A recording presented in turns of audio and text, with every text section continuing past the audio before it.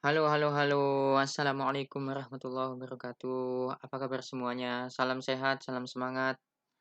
Mudah-mudahan Allah selalu memberikan kalian kesehatan, selalu memberikan kalian kebaikan, walaupun di tengah pandemi COVID-19 ini Allah masih mengizinkan kita untuk belajar melalui pembelajaran online.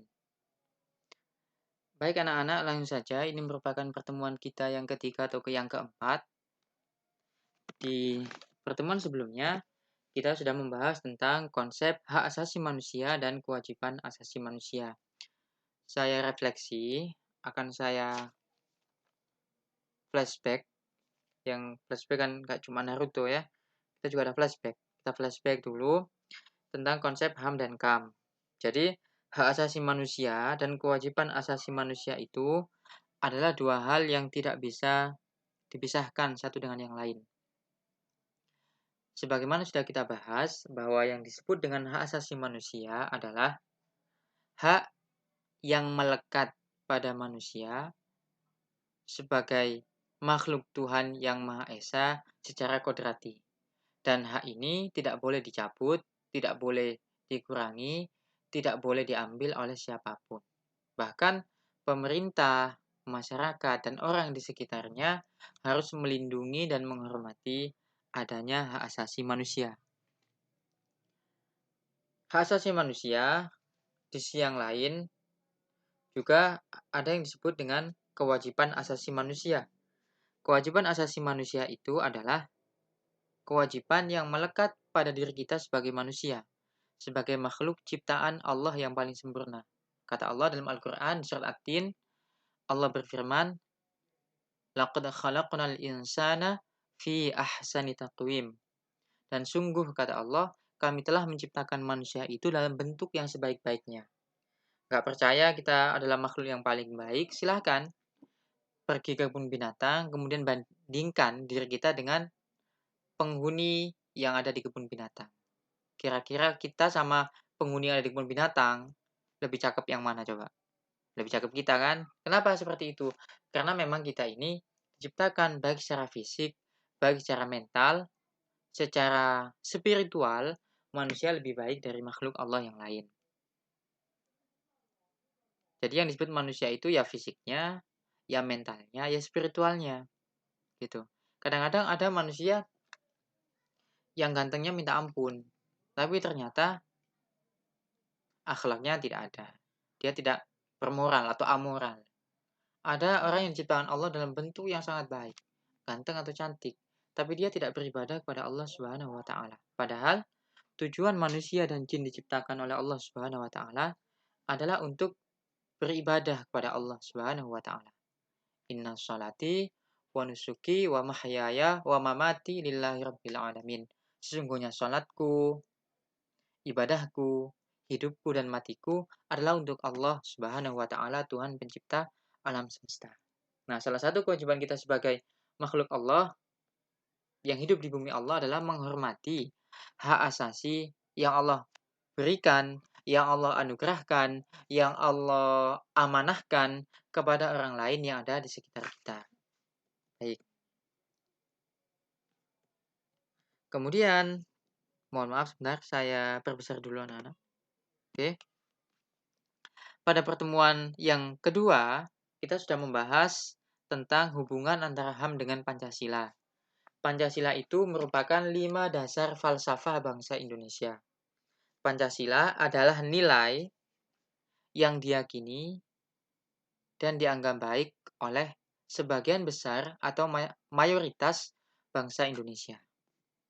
Nilai ketuhanan, nilai kemanusiaan, nilai persatuan, nilai permusyawaratan atau musyawarah, nilai keadilan sosial, itu merupakan nilai-nilai, seperangkat nilai yang diakui kebenarannya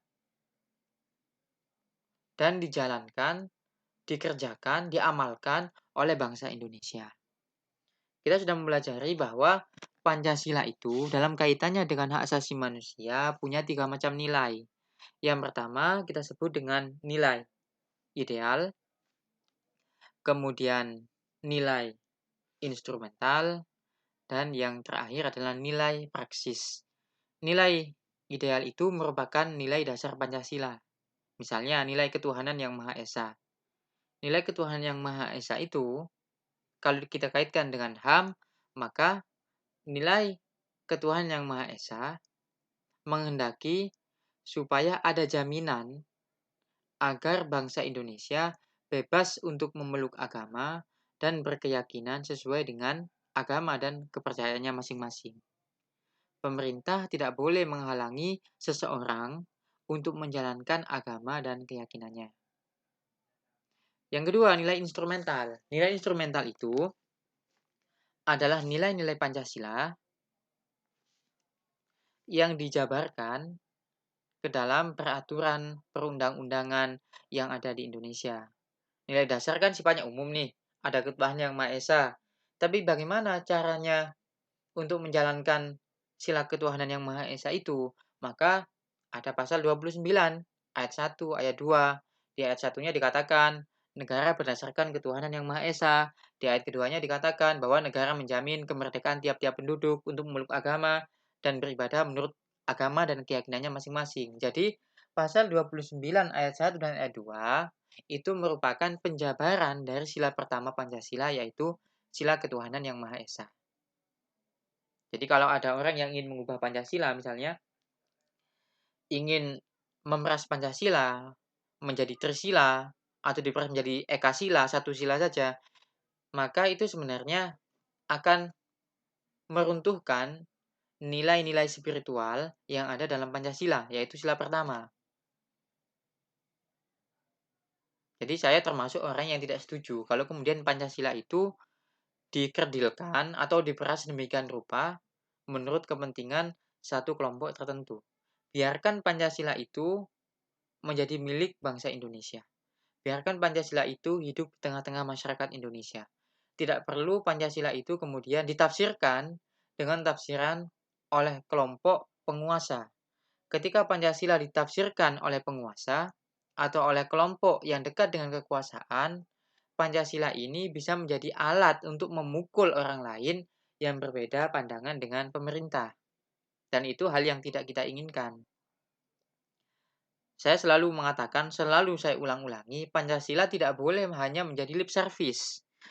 Pancasila tidak boleh hanya menjadi jargon untuk menarik simpati kelompok tertentu, ya kan? Tapi Pancasila ini harus dijiwai dan harus diamalkan dalam kehidupan kita. Baik mulai kehidupan individu, kehidupan di keluarga, kehidupan di masyarakat, dan lebih luas lagi dalam kehidupan bermasyarakat, berbangsa, dan bernegara. Jangan sampai dia koar-koar mengatakan, saya Pancasila, saya NKRI, tapi pada prakteknya, dia orang yang telah menghabiskan uang negara dengan dikorupsi misalnya. Ini kan tidak sesuai antara apa yang dia ucapkan dengan apa yang dia amalkan. Dan salah satu ciri orang yang munafik adalah ketika dia mengatakan sesuatu, dia berbohong. Oke. Sudah ya. Jadi, kita kembali ke tadi. Nilai Pancasila itu ada 3. Ada nilai dasar, ketuhanan, nilai kemanusiaan, nilai persatuan, sampai nilai keadilan sosial. Itu yang kita sebut dengan nilai dasar. Ada nilai instrumental. Apa itu nilai instrumental? Nilai instrumental itu merupakan penjabaran Pancasila ke dalam bentuk peraturan perundang-undangan. Ada banyak peraturan perundang-undangan yang peraturan perundang-undangan itu menjamin atau memberikan jaminan legitimasi terhadap penegakan hak asasi manusia di Indonesia. Contohnya, pasal 28A sampai pasal 28C Undang-Undang Dasar Negara Republik Indonesia tahun 45. Lalu ada Undang-Undang Nomor 39 tahun 1999 tentang hak asasi manusia. Lalu ada Undang-Undang Nomor 26 tahun 2000 tentang pengadilan HAM.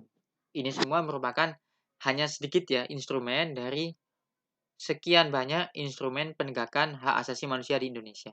Yang lain silahkan kalian buka buku catatan atau kalian buka materi yang sudah saya bagikan di Google Classroom ya. Kemudian nilai yang ketiga dari Pancasila adalah nilai praksis. Nilai praksis adalah nilai nilai-nilai Pancasila yang secara langsung kita praktekkan atau kita temukan dalam kehidupan kita. Contoh misalnya eh, nilai yang kemanusiaan misalnya, nilai kemanusiaan yang adil dan beradab. Contohnya apa, Pak? Ayo, kira-kira contohnya apa? Banyak sekali contohnya, misalnya kita membantu korban bencana alam lewat OSIS misalnya. Kita menyumbang uang yang kita miliki, uang saku kita 10.000, kita sumbang untuk korban bencana alam 5.000. Kita ikut berpartisipasi untuk membeli kebutuhan para pengungsi korban bencana alam. Ini merupakan bagian dari upaya kita untuk melaksanakan Pancasila dan melindungi hak asasi orang lain. Jadi ada 3 macam nilai itu. Itu sudah kita bahas pada pertemuan yang pertama, yang kedua. Oke. Pada pertemuan yang ketiga ini kita akan belajar tentang kasus pelanggaran hak asasi manusia. Jadi hak asasi manusia itu mungkin untuk dilanggar. Setiap manusia memiliki hak asasi. Akan tetapi hak asasi yang dimiliki oleh manusia dibatasi oleh manusia yang lainnya. Artinya tidak mutlak. Hak asasi yang ada pada kita itu dibatasi oleh hak asasi orang di sekitar kita. Ya, hak asasi orang tua kita, hak asasi kakak atau adik kita, hak asasi teman kita, hak asasi guru yang mengajar kita, dan lain sebagainya. Artinya tidak boleh hak asasi itu dijadikan alasan oleh kita untuk melanggar hak orang lain. Oke, dengan demikian, tidak ada seorang pun yang diperbolehkan untuk melanggar hak asasi orang lain. Akan tetapi, sekarang justru sebaliknya, bahwa sekarang banyak yang tidak menyadari bahwa di sekitarnya terdapat orang lain yang memiliki kedudukan yang sama. Bahkan sering melabrak hak asasi orang lain tanpa alasan yang jelas. Contoh yang paling mudah di jalan raya misalnya. Kita sering melihat ada orang yang melakukan pelanggaran lalu lintas. Sudah tahu lampu merah, tapi dia masih terobos saja. Kenapa hal itu bisa terjadi? Karena dia tidak menghargai, tidak menyadari adanya keberadaan orang lain di sekitarnya yang juga punya hak yang sama dengan dia. Jadi bukan cuma dia yang punya hak untuk memarkirkan jalan. Kan jalan itu bukan nenek moyang dia yang buat, ya kan? Nah, itu kan dibangun oleh pemerintah dari pajak kita sama-sama kan. Jadi jalan raya itu milik kita bersama. Fasilitas umum yang sudah seharusnya kita manfaatkan untuk kepentingan umum. Jangan seolah-olah dia berkendara sepeda motor atau mobil di jalan raya, seolah-olah jalan raya itu menjadi milik kakek atau nenek moyangnya. Nah, ini kan ini juga bermasalah. Ketika terjadi kecelakaan, kemudian ada yang meninggal, dia kan sudah mengancam nyawa orang lain walaupun mungkin dia melakukannya dengan tidak sengaja, gitu ya. Jadi kita itu harus sadar bahwa kita hidup ini tidak sendiri, kita hidup ini bersama dengan orang lain di sekitar kita, gitu ya. Nah, kalau kita sudah sadar bahwa kita hidup dengan makhluk Allah yang lain, dengan manusia yang lain yang juga punya hak yang sama dengan kita akan berusaha untuk melaksanakan hak kita dengan proporsional. Melaksanakan hak yang kita miliki, tapi tidak dengan melanggar hak yang melekat pada orang lain. Oke. Kemudian kira-kira kenapa ya pelanggaran HAM itu bisa terjadi? Penyebab pelanggaran HAM itu bisa terjadi karena 2 faktor.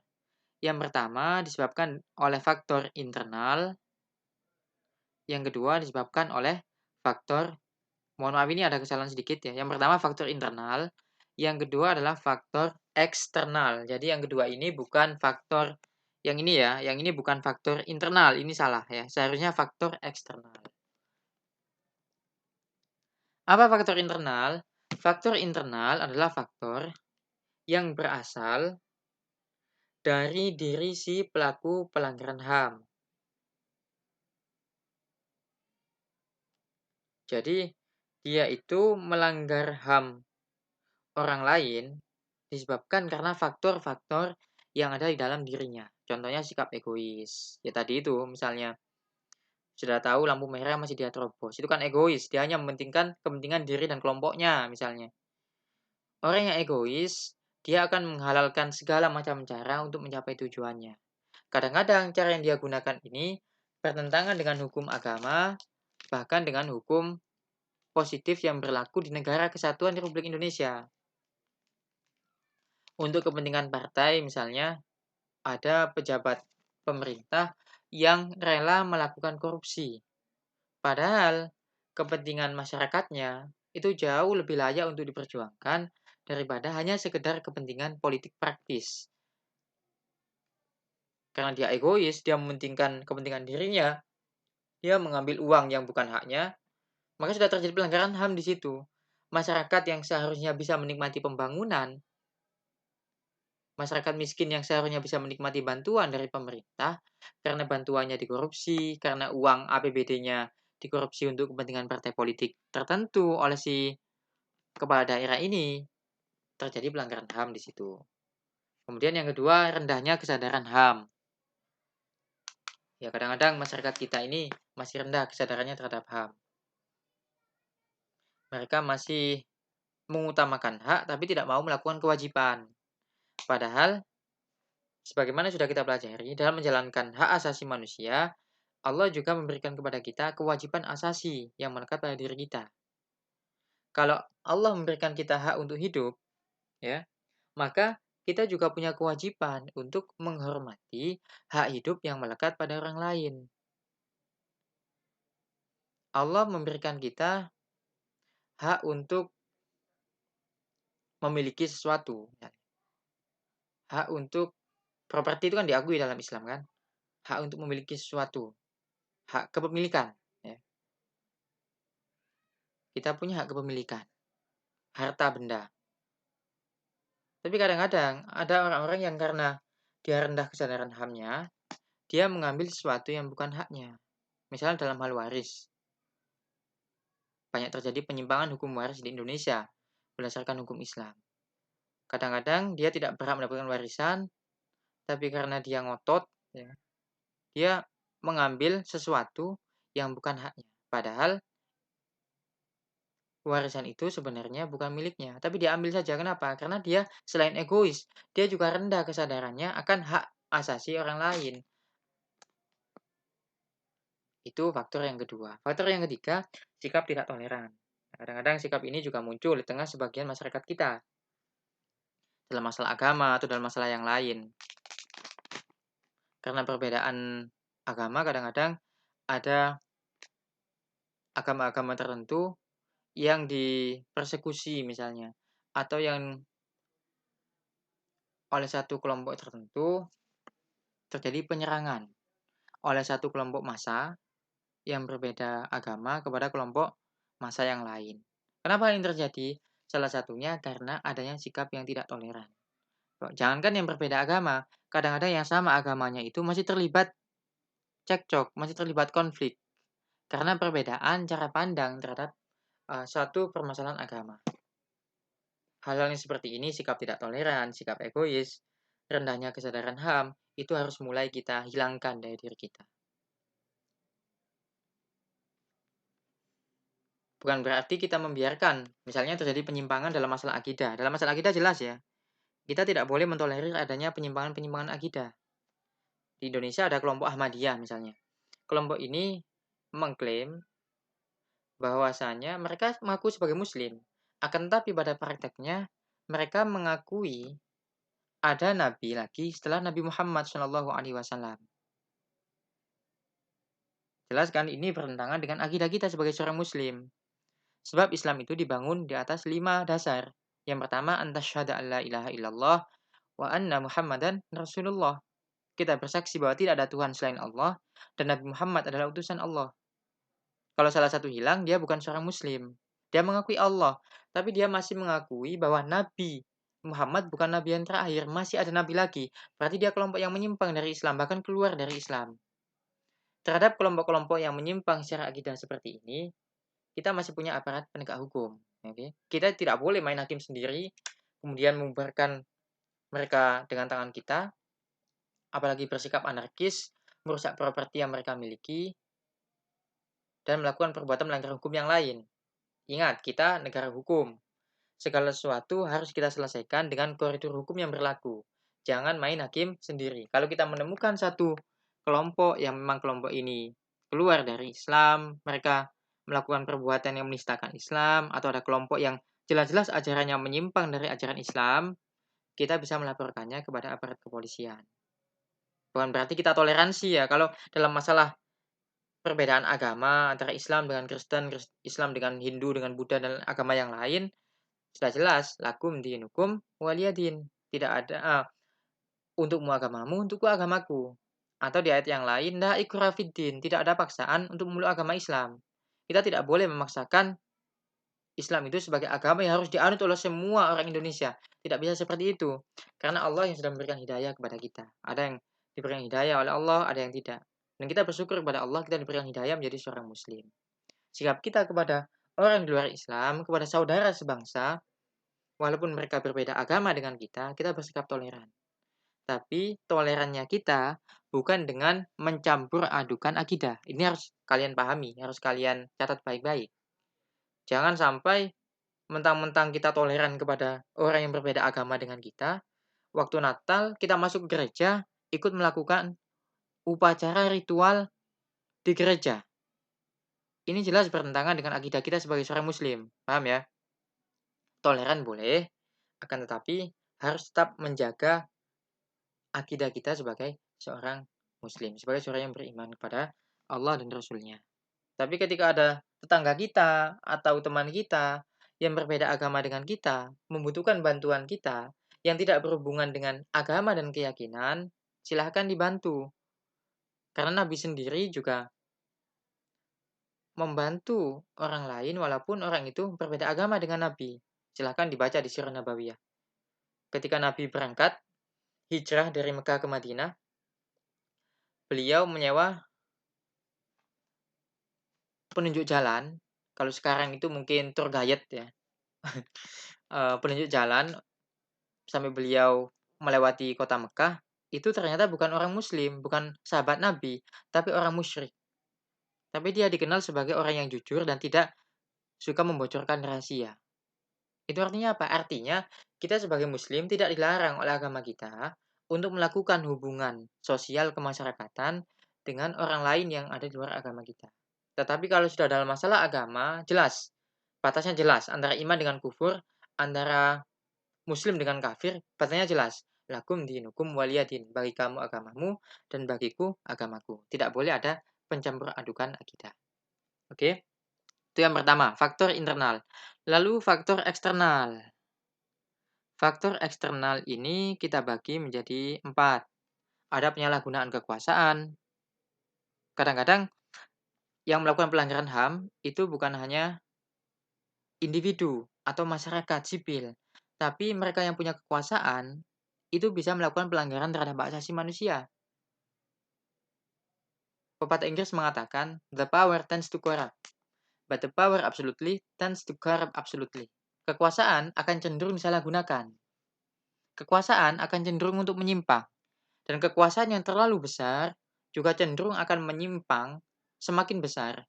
Oleh karena itu, pemerintah tidak boleh sampai melakukan pelanggaran HAM dengan membuat instrumen-instrumen hukum yang justru bertentangan dengan penegakan hak asasi manusia.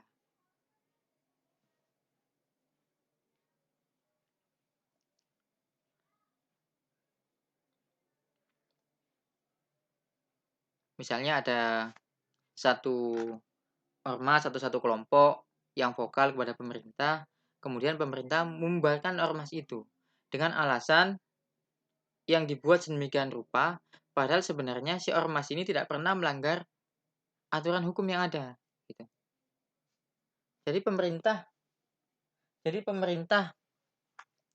membubarkan suatu organisasi kemasyarakatan bukan karena ormas ini melakukan pelanggaran hukum, tetapi karena ormas ini terlalu vokal kepada kebijakan-kebijakan yang diambil oleh pemerintah. Ketika pemerintah membubarkan suatu ormas karena pemerintah tidak suka ormas ini terlalu vokal, ormas ini terlalu aktif mengkritisi pemerintah, di situ sudah terjadi pelanggaran HAM. Kenapa? Karena salah satu HAM yang dijamin oleh konstitusi negara kita adalah hak untuk berorganisasi, hak untuk menyatakan pendapat, hak untuk berkumpul dan mengeluarkan pikiran dengan lisan dan tulisan. Itu bagian dari HAM. Ketika pemerintah membubarkan suatu ormas tanpa alasan yang jelas, tanpa prosedur hukum yang legal, maka bisa kita katakan pemerintah sudah menyalahgunakan kekuasaan dimilikinya. Kemudian ada ketidaktegasan aparat penegak hukum, itu jelas ya. Itu juga menjadi faktor eksternal. Kadang-kadang orang-orang yang punya kekuasaan, yang punya jabatan di lingkungan pemerintahan, mereka bisa seenak saja melakukan pelanggaran HAM yang ada pada orang lain karena aparat penegak hukum itu mereka belum mampu untuk menegakkan supremasi hukum. Hukum kita kadang-kadang begitu tajam ke bawah, tapi tumpul ke atas. Ketika sudah berhadapan dengan penguasa yang memiliki power yang sangat besar, kepada para pengusaha yang memiliki uang dengan jumlah yang sangat besar, aparat penegak hukum kita ini seolah-olah dibuat tidak berdaya. Hal ini menyebabkan tidak adanya supremasi hukum, menyebabkan begitu mudahnya para penguasa atau para pemilik modal atau mereka kelompok-kelompok kuat melakukan pelanggaran HAM terhadap kelompok yang statusnya lebih lemah dari mereka. Oleh karena itu, salah satu alhamdulillah, maaf anak-anak bersin. Jadi salah satu cara untuk menegakkan HAM adalah dengan menegakkan supremasi hukum. Menegakkan hukum sesuai dengan aturan yang berlaku. Menegakkan hukum tidak pandang bulu. Tidak melihat apakah dia orang kuat atau orang lemah, apakah dia penguasa atau rakyat jelata, apakah dia berada di lingkungan kekuasaan atau tidak. Yang jelas ketika terjadi pelanggaran hukum, aparat penegak hukum harus bekerja secara profesional sesuai dengan instrumen hukum yang berlaku di Indonesia. Kemudian ada penyalahgunaan teknologi dan kesenjangan sosial dan ekonomi.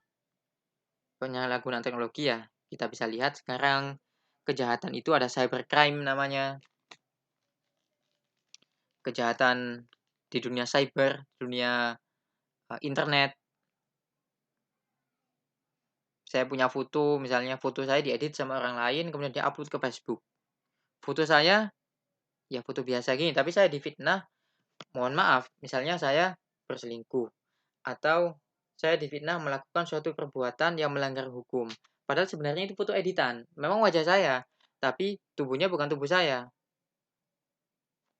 Gara-gara perbuatan si pelaku, akhirnya nama baik saya tercemar di masyarakat. Itu terjadi lagi pelanggaran HAM. Salah satunya karena penyalahgunaan teknologi. Contoh yang lain masih banyak sebenarnya kalau kita bicara masalah cybercrime jumlahnya banyak.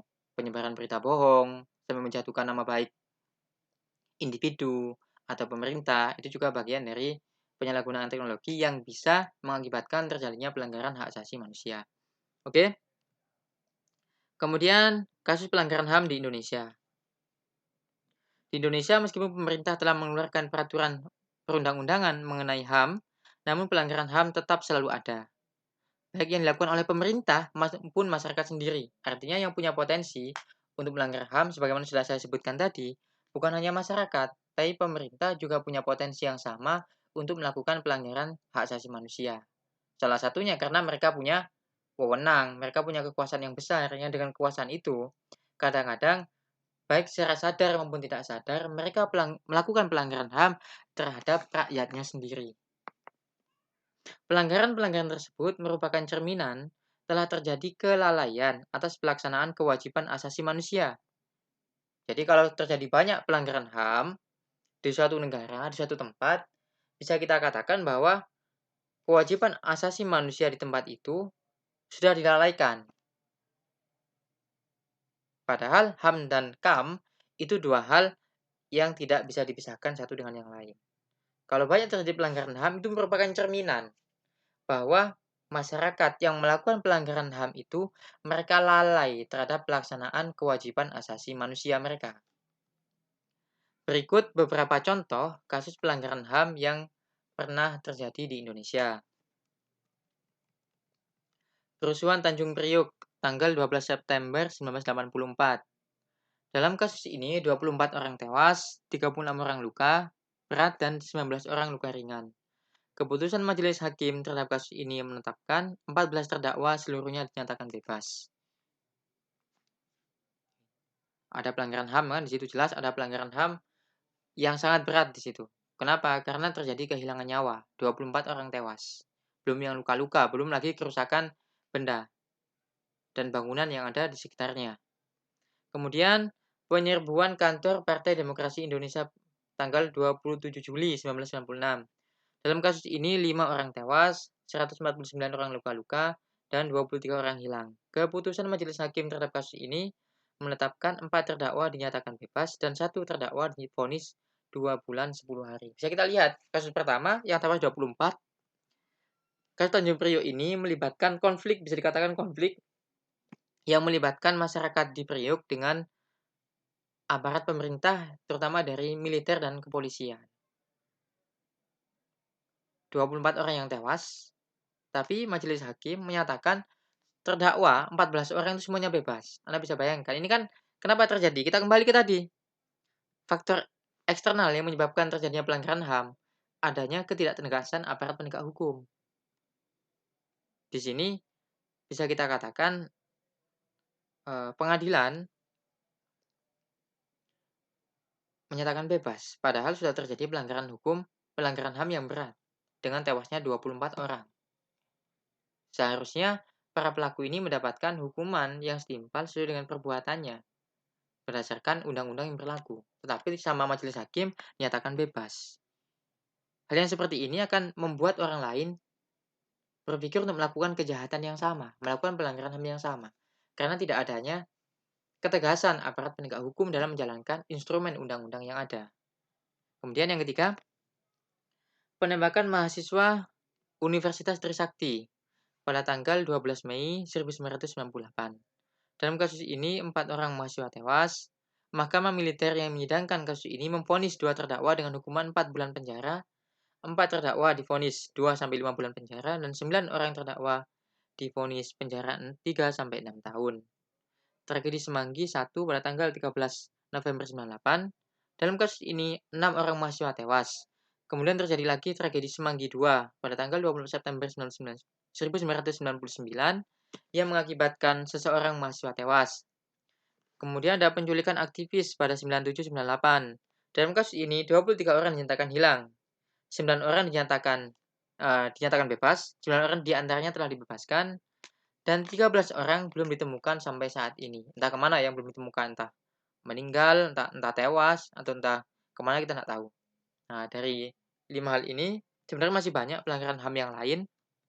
Ini contohnya saja ya. Dan masih banyak kasus-kasus yang lain yang terjadi di Indonesia. Oke, sampai di sini materi saya akhiri. Nanti akan saya berikan tugas di Google Classroom. Jangan lupa tugasnya dikerjakan dan diupload. Minggu depan kita masuk ke pertemuan yang terakhir di bab pertama tentang hak asasi manusia. Kalian catat baik-baik poin-poin penting yang sudah saya sampaikan. Nanti akan saya berikan juga materinya untuk diupload di Google Classroom. Kita simpulkan ya, kita simpulkan. Jadi, pelanggaran HAM di Indonesia itu masih sering terjadi. Ada 2 faktor yang menyebabkan terjadinya pelanggaran HAM. Ada yang kita sebut dengan faktor internal. Faktor internal ini berasal dari diri pelaku pelanggaran HAM. Apa saja faktor internal itu? Ada sikap egois, ada rendahnya kesadaran hak asasi manusia, dan adanya sikap yang tidak toleran kepada orang lain atau kepada kelompok yang lain. Kemudian ada faktor eksternal. Faktor eksternal ini adalah faktor terjadinya pelanggaran HAM yang disebabkan oleh sesuatu yang berada di luar si pelaku pelanggaran HAM. Apa saja? Ada penyalahgunaan kekuasaan, ada penyalahgunaan teknologi, kemudian tidak tegaknya supremasi hukum atau lemahnya penegakan hukum, dan adanya kesenjangan di bidang sosial dan ekonomi. Mungkin itu saja yang bisa saya sampaikan. Terima kasih, kurang lebih mohon maaf. Sampai jumpa di kesempatan berikutnya. Salam sehat, salam semangat, salam merdeka. Terima kasih. Wassalamualaikum warahmatullahi wabarakatuh.